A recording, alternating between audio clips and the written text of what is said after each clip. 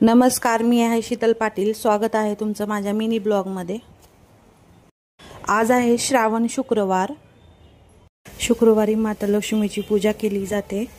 इथे आमच्या सासूबाई साडी पिनअप करून घेत होत्या व इथे साडी आम्ही 2 तांबे ठेवले होते आणि साडी नेसवत होतो।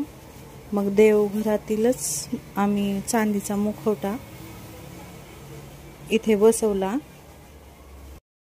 नारळाला चांदीचा मुखवटा बसवला होता व तिचे पहिलेचे दागिने मी चेंज करून दुसरे नवीन घालत होते। इथे छोटीशी रांगोळी काढली व लक्ष्मी मातेचे पाऊल काढले, त्याच्यामध्ये थोडीशी हळद व कुंकू टाकले।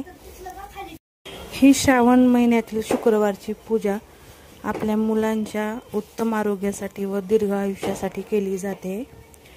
प्रतिवर्षाप्रमाणे आम्ही पण ही पूजा दरवर्षीच करतो। देवीला हळदी कुंकू लावले व सर्व पूजा करून घेतली।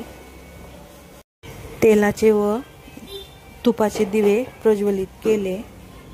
मग त्यानंतर आम्ही आरती करून घेतली। पूजेच्या वेळी वातावरण खूप प्रसन्न झाल्यासारखे वाटते, आपल्याला स्वतःलाच तसा खरंच फील येतो व देवीचा चेहरा पण एवढा प्रसन्न वाटत होता जसं की आपल्याकडे पाहून ती स्माइलच करत होती। अशा प्रकारे आमची पूजा झाली। आवडल्यास लाईक